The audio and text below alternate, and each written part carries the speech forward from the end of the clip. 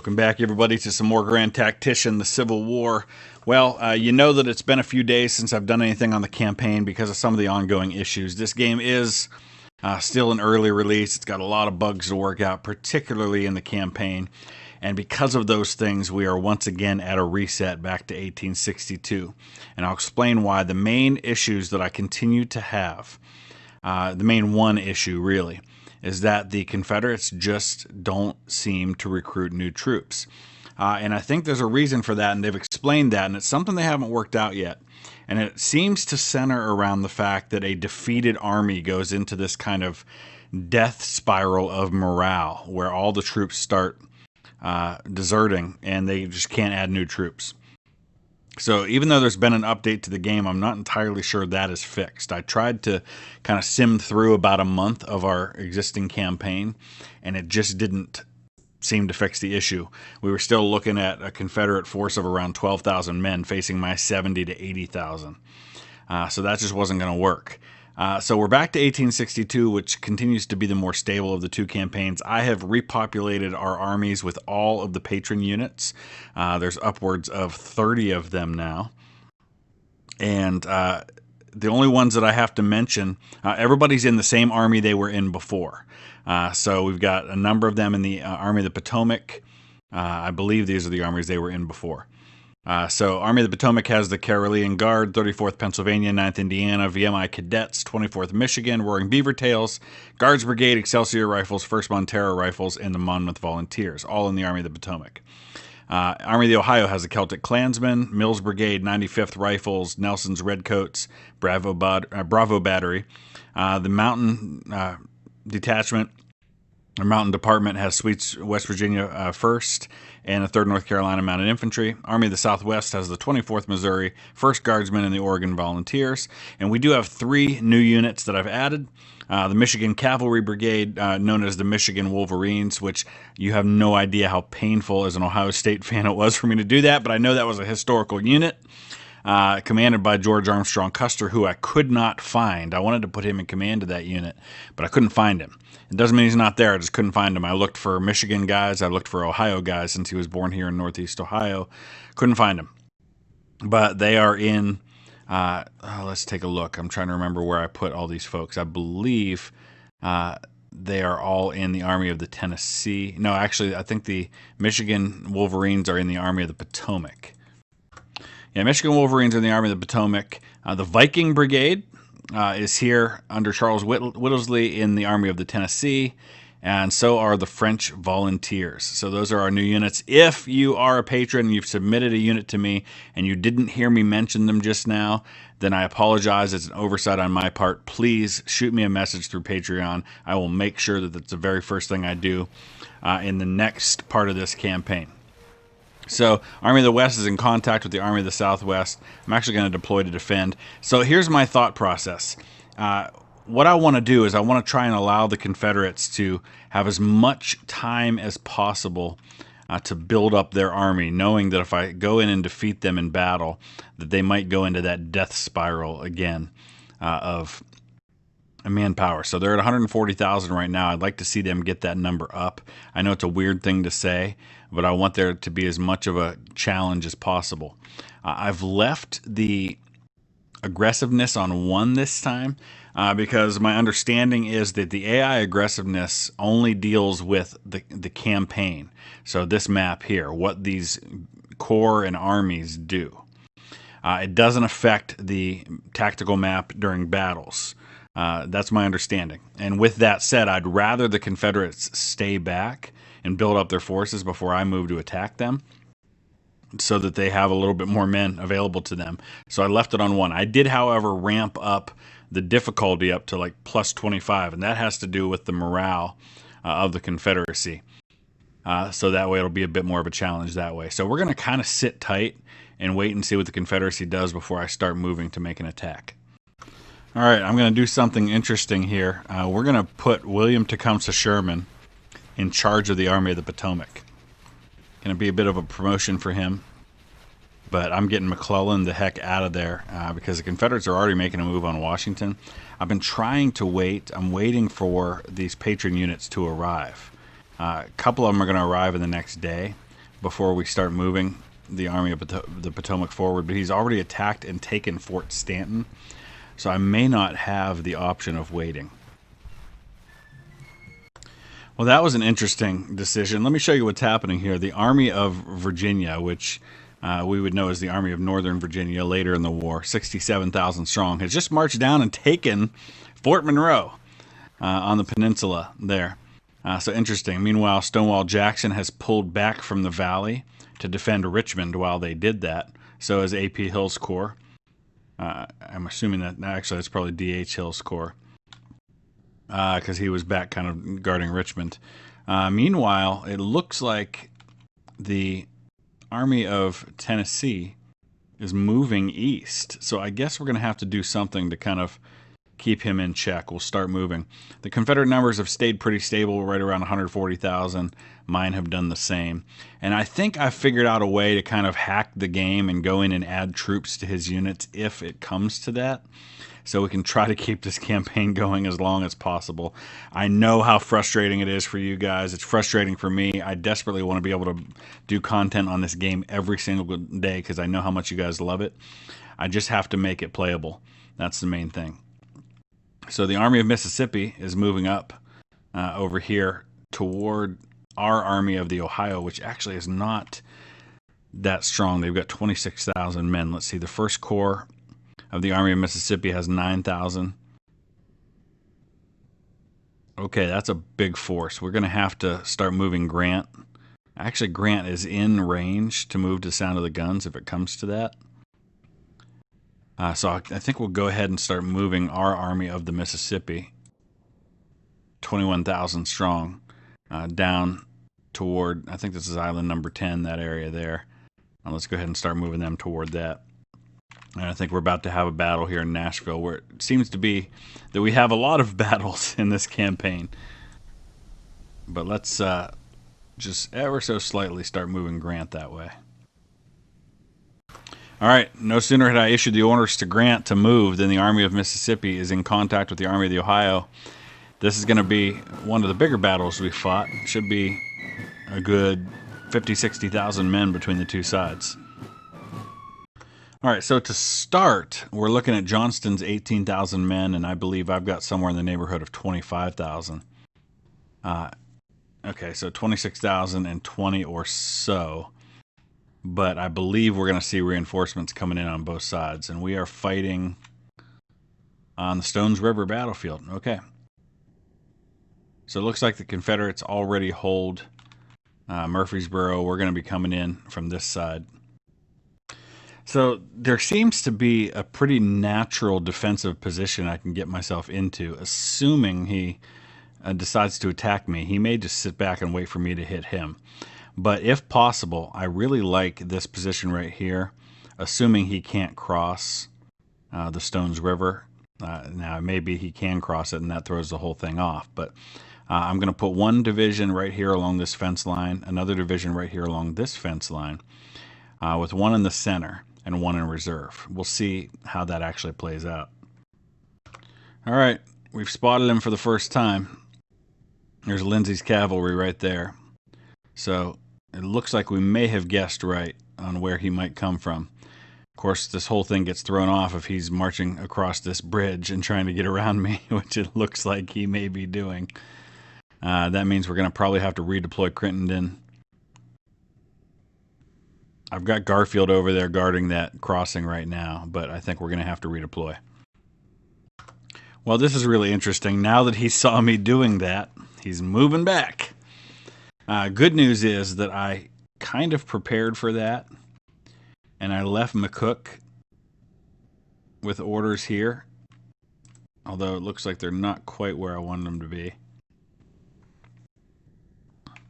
So I'll go ahead and leave a few brigades over there. But let's go ahead and start pulling them back.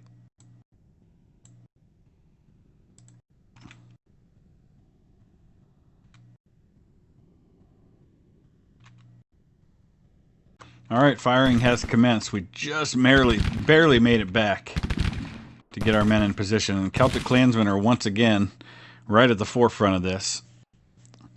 since this army's been the one that's been pretty heavily engaged. Got the 11th Brigade here. Looks like we're doubled up for some reason here. We'll have to fix that because we've got the 14th Brigade and the 21st Brigade right on top of each other. So let's pull one of them over here. Trying to get our artillery in position. We don't have the Nelson's Redcoats haven't arrived yet, so we do have Mills Brigade over here.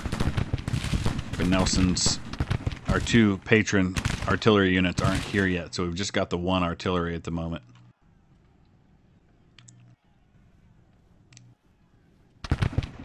He's going to come at me pretty heavy up this road, though. Looks like that's his plan. I'm rushing to get another division over here to guard that flank. But for now, it's going to be all about the Celtic clansmen holding the right flank.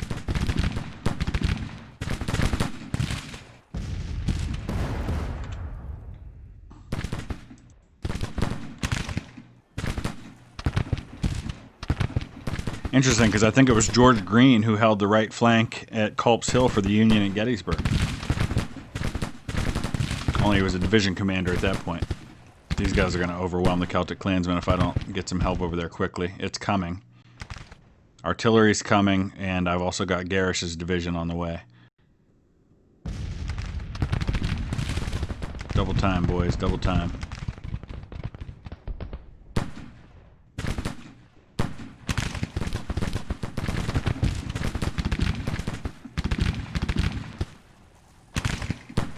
They're about to get their first perk.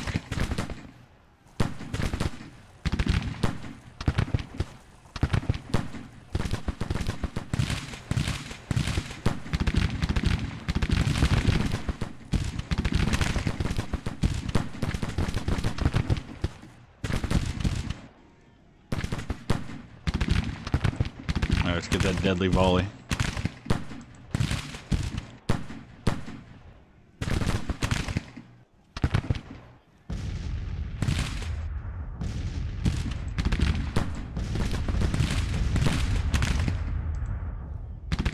Long range, open up, boys. Come on, Wagner. Should have had him firing sooner. Where's Garish? Here he comes. Get those boys up there.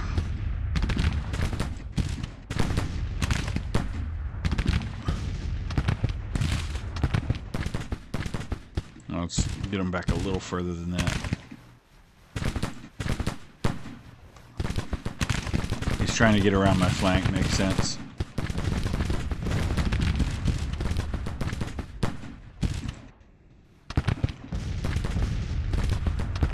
Artillery's finally engaged.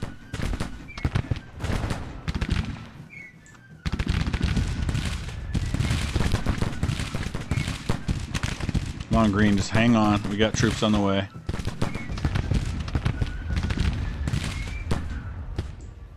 Okay, they're going to have to get in position right here.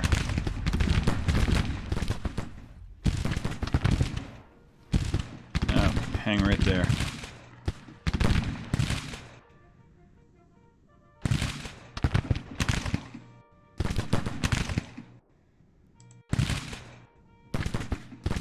Actually, let's put him over here.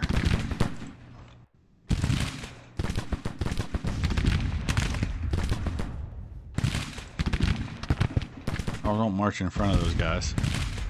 Alright, let me see what the numbers look like so far. Alright, so far so good.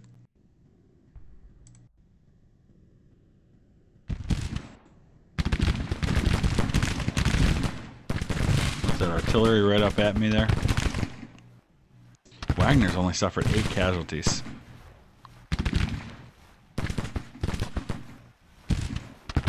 So let's put some skirmishers out. And we're going to get them dealing with this artillery.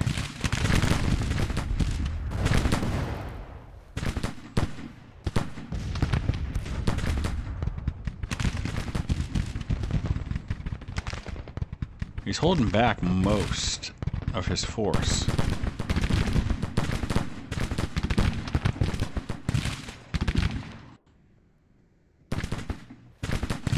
skirmishers? We haven't gotten commands there yet.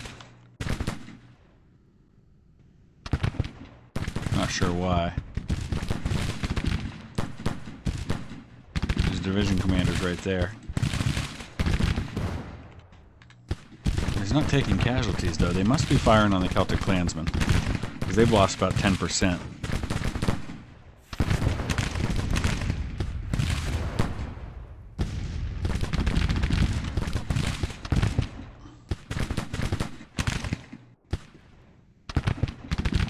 We're gonna move up to engage. He's out of range.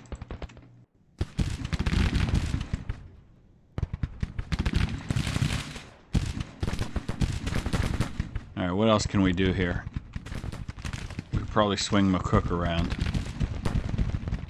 Alexander McCook, another nice representation for Northeast Ohio. He's from Carrollton, which is about 45 minutes from me. Yeah, that whole family, McCook family, while we're kind of watching the action here, let's talk about them for a minute. They were known as the Fightin' McCooks.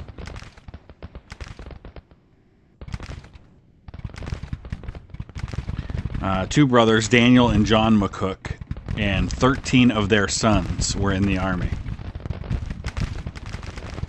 So Daniel McCook was from Cannonsburg, Pennsylvania originally, which is down near Pittsburgh. They moved to Carrollton, Ohio in 1826, which would be kind of west of Steubenville if you're looking at a map. Another brother, Dr. George McCook, and his son, Dr. George Latimer McCook, served as unpaid surgeons during the Civil War.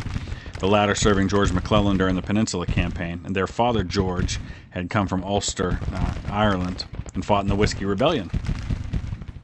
So Daniel McCook, who was a major that was killed, he was born in 1798, so the man was in his 60s. He was 65 when he was killed in 1863 during the Battle of Buffington Island, which was a part of John Morgan's raid into Ohio. So Daniel's son, Dr. Latimer McCook, was a major in the 31st Illinois, wounded at Vicksburg and again in the Sherman's March to the Sea. He died of complications from his wounds after the war. George McCook, another son of Daniel, born in 1821, was a colonel in the 157th Ohio. Robert was a brigadier general killed by one of John Hunt Morgan's cavalrymen near Alabama, or in Alabama. And then Alexander, who we were talking about here in this battle, is another son in that family, ended up commanding the 20th Corps. Daniel McCook Jr. was a brigadier general killed in action at Kennesaw Mountain. I mean, think about this. You've got a father killed in the Civil War. One of his sons dies of wounds after the war as a major. Another son's a colonel who survives. Another son is a brigadier general killed in the war. Another son is a major general commanding a corps. Another son is a brigadier general killed at Kennesaw Mountain. Another son, Edwin Stanton McCook, is a colonel assassinated while in office as the governor of Dakota Territory. Another son, Charles Morris McCook, was a private killed at the First Battle of Bull Run, died in his father's arms. So that's 3 sons who died in the war, along with their father. Charles McCook, another son, a private in the second, or no, that's one I just mentioned. Another son, John James McCook, was a captain. Another, okay, that's weird, I'm looking at 2 of them here. So then, their uncle, who was another brother, Dr. John James McCook, was a volunteer surgeon during the war. He had a son, Edward, who was a brigadier general. Another son, Anson, who was a colonel. Another son, Henry, who was a first lieutenant. Another son, Roderick, who was a commander in the Navy.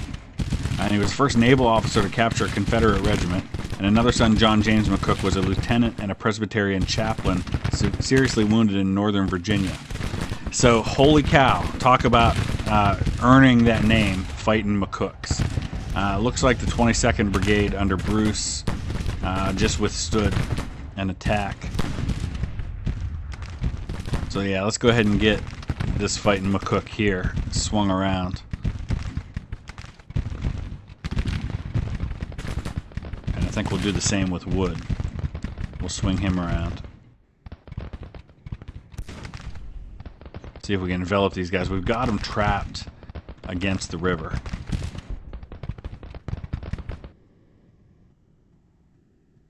All right, so pretty one-sided on the casualties right now, since he's attacking me. Celtic Klansmen, man, they've lost 400 men, but they're holding their own. They're almost through half their ammunition now. But well done, boys, well done.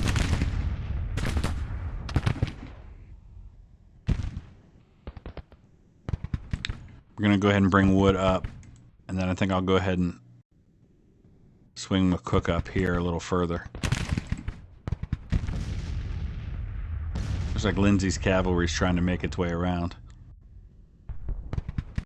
Alright, I've got it on 10 times speed now because I think we can go ahead and speed it up. It's almost, it's about 5 p.m. now.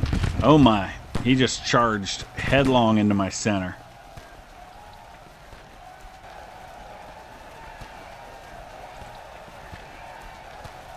So let's do this. Let's bring Boyle's brigade over here to help out with that. Just in case those guys happen to break through. That's a 2,600 man brigade for them. So we're going to give these guys a charge order as well. Once they receive that order, I can send them in for melee combat.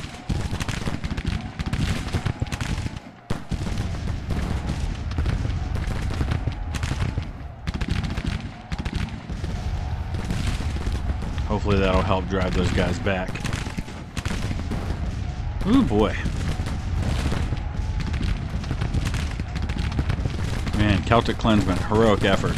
If George Green doesn't get a commendation for this battle, I don't know what to say. Because he has had his boys fighting valiantly. So this unit here seems to be kind of outnumbered. And actually, they've lost. Looks like Sanders Bruce has been wounded. So they may be a little overwhelmed right now. I can't expose my flank, though, but I'm afraid they're going to eventually fall here. Trebu's brigade's got 2,300 men. And I know we don't have nearly that many there. Just 1,300.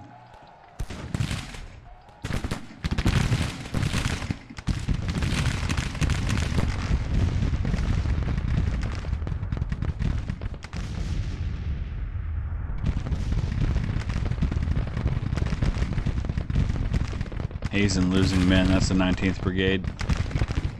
That's one of the ones that's in the middle of this mess, I think. Man, Celtic Klansmen, 540 casualties, but still standing firm.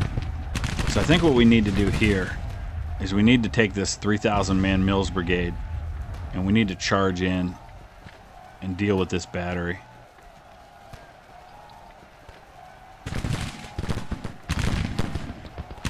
So here comes the order.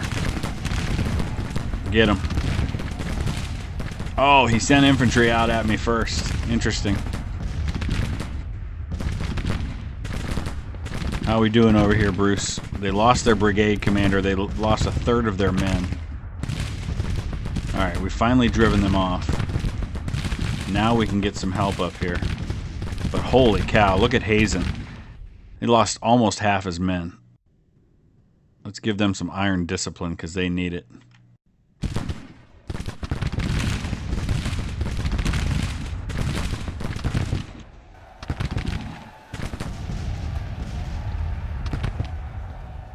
Alright, let's take a look at the situation as we get close to nightfall.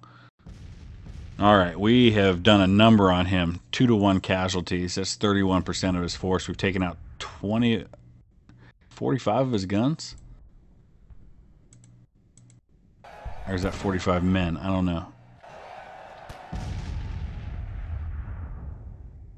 Wow. That was a bloody first day. Alright, we also lost a division commander in this fight. Garish has been wounded in action. So this is really going to have to be all about Crittenden and McCook at this point. But I think the Confederates are going to pull back. Now, one thing I noticed was that Green has significantly more range than Boyle and Smith, and I'm curious to see why. He's got the Springfield rifle musket, whereas the others just have the Springfield musket. So we've got to get those upgraded. We can't be marching around with muskets at this point. Need something that's going to be a little more accurate. I'm just checking to see if anybody else is ready for an upgrade with a perk. McCook, for the most part, hasn't been engaged so far. But I think this is going to be a pretty quiet second day unless reinforcements arrive. He's down to just 8,000 men. A lot of them have broken and run. All right, I'm not entirely sure about this. This might be another bug, but it just told me that I suffered a major defeat. I lost 4,200 men of my 26,000. He lost nearly half his force. I'm not entirely sure how that results in a loss, except that maybe because he holds so many more of the victory points. That's the only thing I can think that matters in this situation that may have affected morale. So I guess that's something we'll have to look into and see if maybe that's what causes that. All right, so let's go ahead and take a look at these units that need upgrades. That's Amon's brigade. We're going to go ahead and import some Enfields for them. We got to replace these guys that have muskets.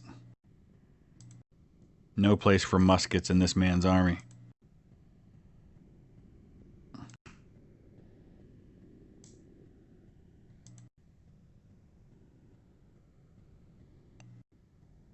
Get some Springfield rifle muskets there.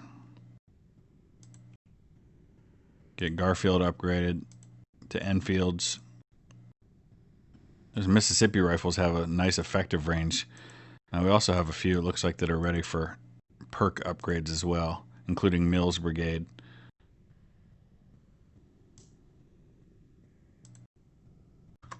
So then I'm looking at the Army of the Tennessee, since they're likely to be the next ones engaged, and we've still got a lot of 6-pounder field guns. So we're going to get those upgraded. We've got some 14-pounder Jameses there.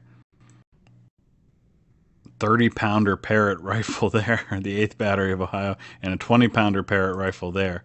And then we've got a little bit of cavalry there. We got to get some more cavalry in these units so we can do better scouting as we plan our battle lines. I got to be careful not to upgrade too much at once because I'm going to just drive up the costs like crazy. All right, the Army of the Mississippi has taken island number 10. Now let's push across to deal with Stewart's division. What happened in Nashville?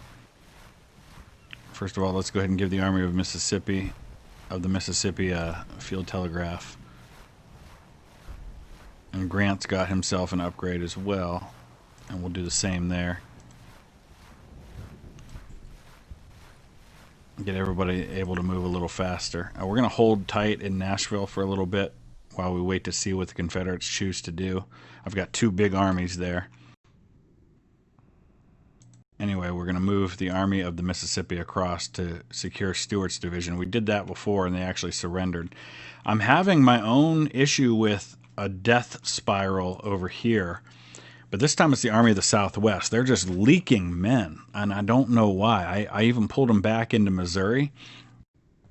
But they had a fight here that I didn't get to control, the Battle of Fayetteville, which they lost.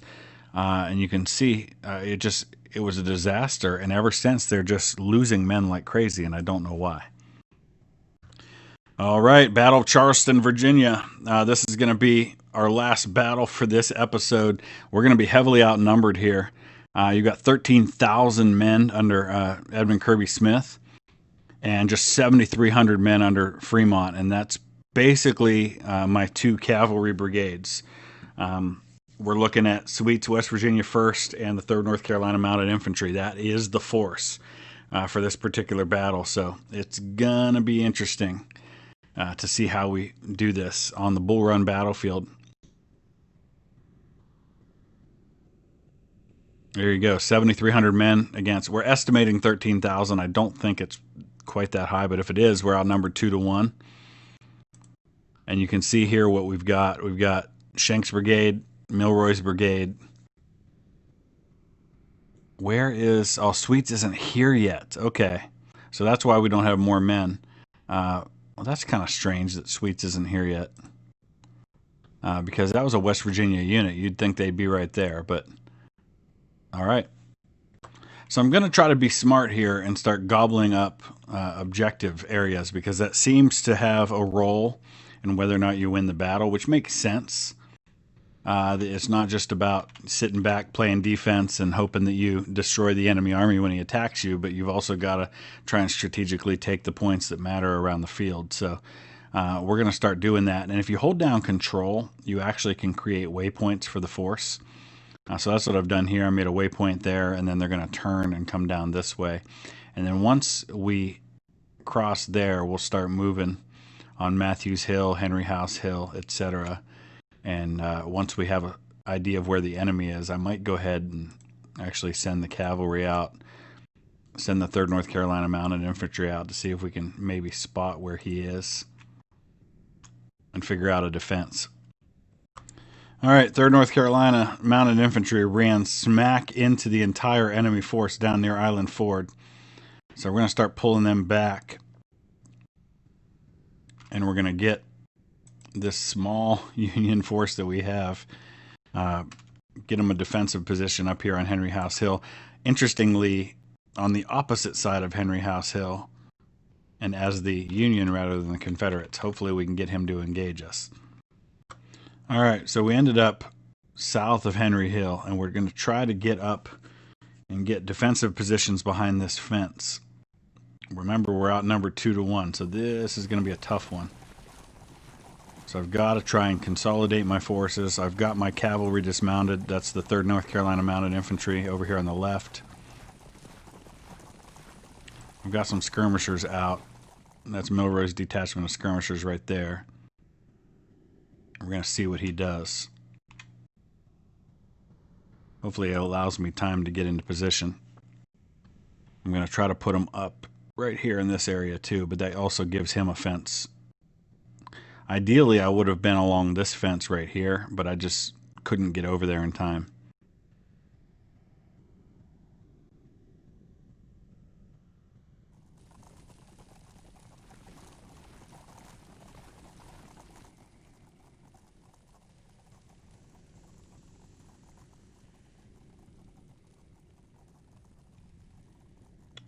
Put my artillery back here. We have 17 guns.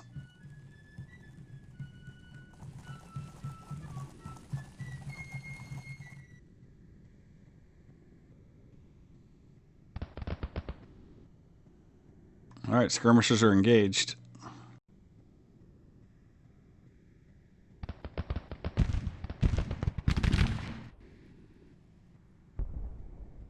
We're going to have to play this one smart, being outnumbered as we are.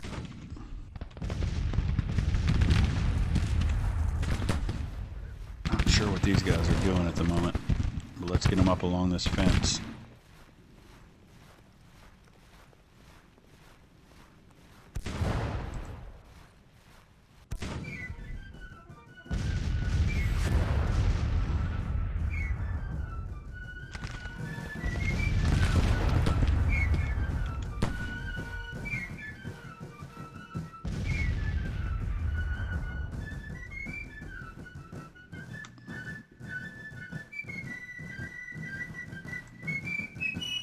Yeah, we might want to go ahead and reattach those skirmishers now.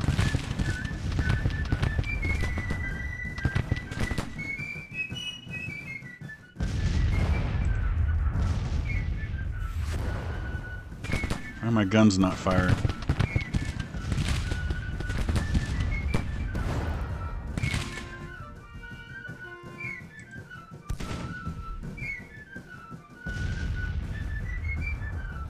Fire at will, boys.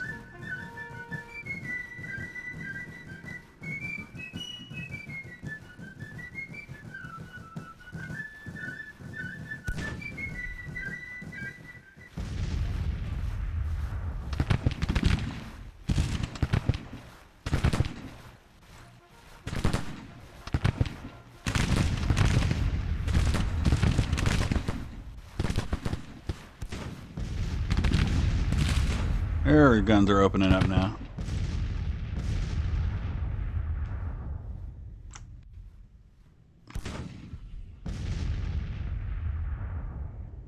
What is going on with Milroy? Why is he back there?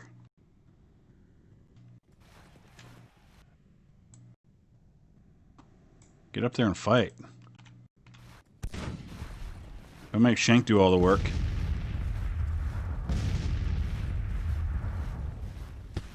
I don't know if we're having trouble getting orders through because of where... Nope, the orders are going over. I can see them there.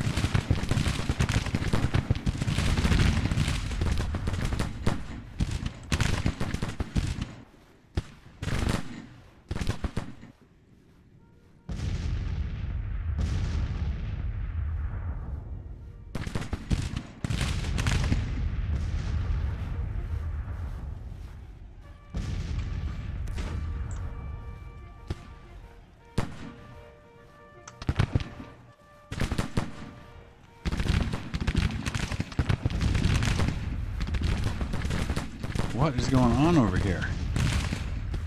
I can't get Dimmick to obey my orders no matter what I do at the moment. And because of that, Barton's brigade just marched unmolested right at my artillery. Now, I believe the artillery will automatically use the best ammunition depending on the situation.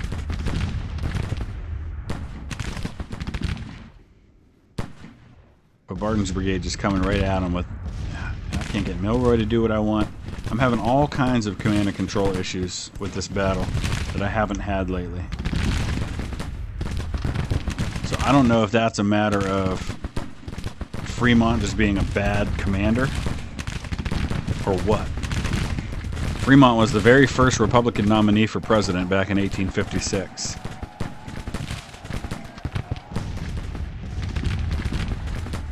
Jeez. These guys just marched right past me with nothing. No problem.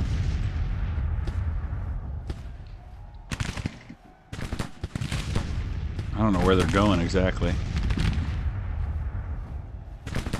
Alright, you know what? Let's mount the cavalry up. Send them at Barton's brigade.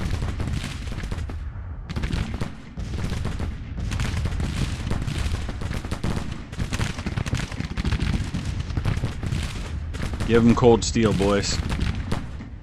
Let's get the order to them.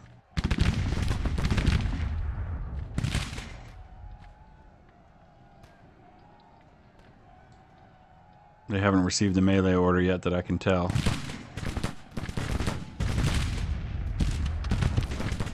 Look at all the Confederate dead from marching past my guns.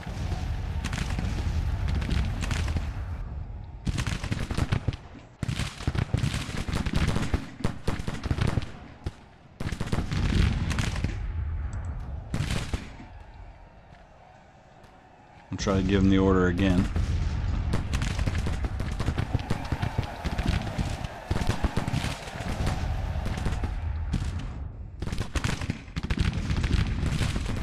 This is not going well for me at all.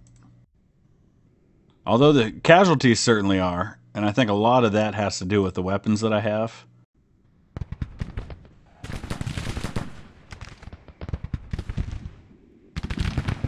These guys have Sharp's carbines.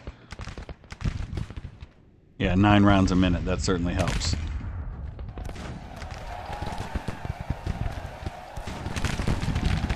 Alright, let's go ahead and dismount again.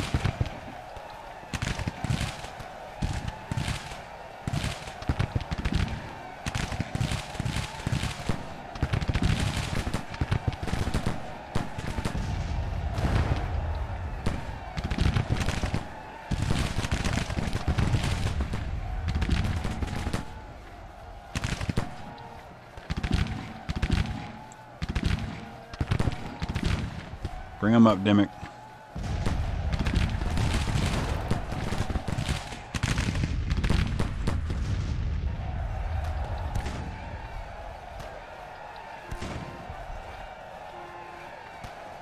Oh, we're mounted.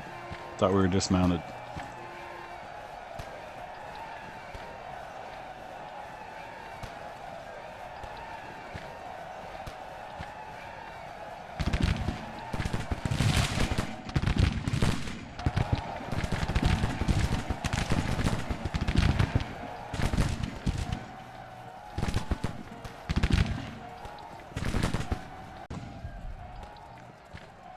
Alright.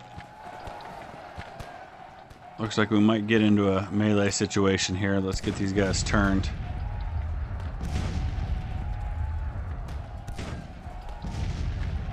anytime now you guys want to turn and not, you know, expose your flank, it would be great.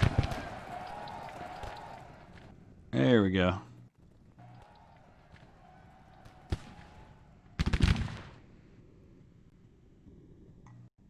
Looks like one of his units is still hitting me in the center with melee. Let's give these guys iron will, or iron discipline. They've got muskets. We got to get them upgraded. I forgot I even had infantry in the mountain department. Oh, they're being outflanked. That's the way I wanted them turned anyway in the first place.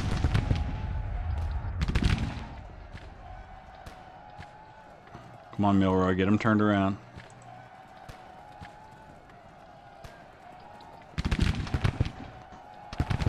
What? These guys do not know which way they want. No, that is literally the worst way you can face.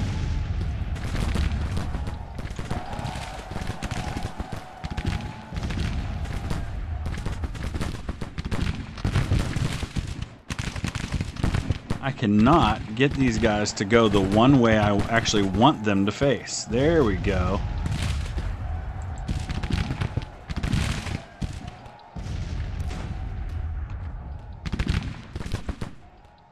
Alright, I think we're good now.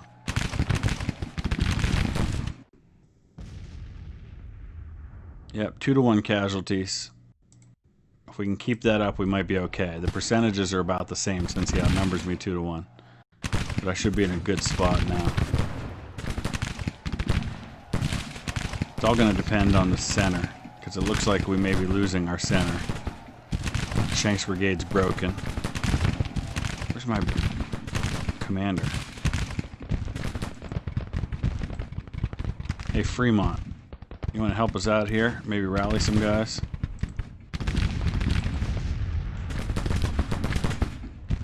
We need these boys rally because they're breaking. And I can't lose my center. Because once that happens, we're going to lose Milroy too.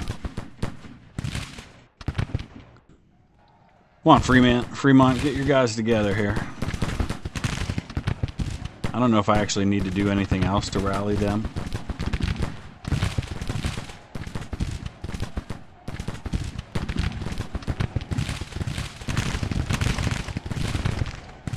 Or if we need to get Shank to do that.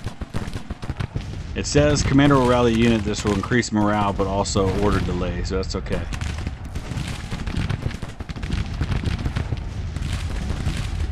Because now Milroy's got a huge flank problem himself.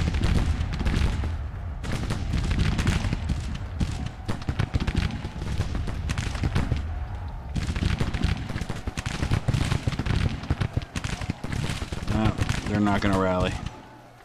We're in trouble now.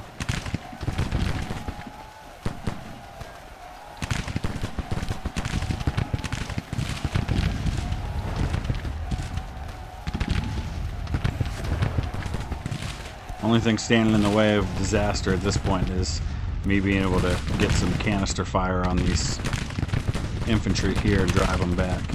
Because Milroy is never going to last this way. Let's see if we can get them to fall back.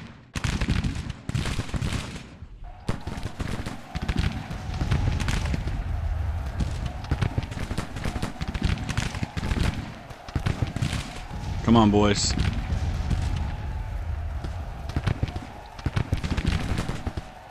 Fire 9 shots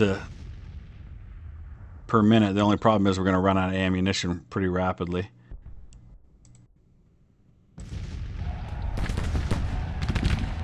But otherwise, you're basically getting 3-to-1 shots off. Oh no. Now Milroy's in melee combat.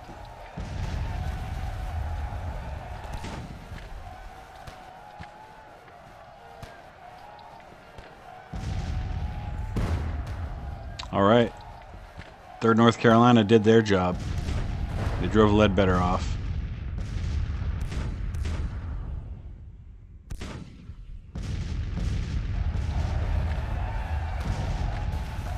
Let's speed things up now.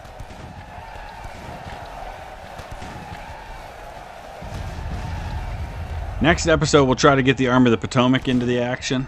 We're going to try to get as much combat going at one time as possible, so there's not time for the Confederates to start bleeding reinforcements everywhere like they've been doing in the campaign. But like I said, I think I have a way to kind of hack into the game files and be able to boost his numbers if it comes to that, so we can keep this campaign going until they can resolve those issues. All right, looks like we won a victory, a beautiful victory. Heavily outnumbered. We inflicted 2-to-1 casualties, mainly because of our artillery and because of those Sharps carbines, which had the 9 shots per minute, which bailed me out big time there.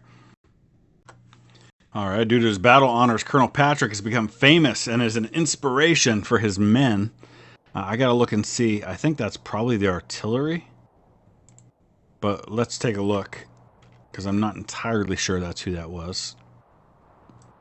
So we won the Battle of Charleston. Yeah, see, we're still waiting Sweets, West Virginia. That's really kind of weird that a West Virginia unit's going to take 15 days to get in to position still, where our Pennsylvania boys are already there. Yeah, Patrick was the artillery. He was the one who, and that's funny, it says Fremont's batteries, but actually, let's change their name to Patrick's batteries. But he's the one who did the job on that one. Excellent work. So we're going to wrap it up right there. Let me go ahead and pause it. You can see where the numbers are now. He's got 137,000 men fielded. So even with those battles, it hasn't gone down too much. Of course, the concern is the attrition that happens. But let me know your thoughts about all that. As long as we can, we're going to go back to everyday content on this campaign, and we'll try to squeeze as much action in as we possibly can so we can get a look at all of those units, especially the Patron units that we haven't had a chance to see yet. So we'll probably make a move with the Army of the Potomac, force a big battle with the Confederate Army in Northern Virginia somewhere, hopefully in the next episode. Drop a like if you would. We'll see you again soon. Thanks for watching.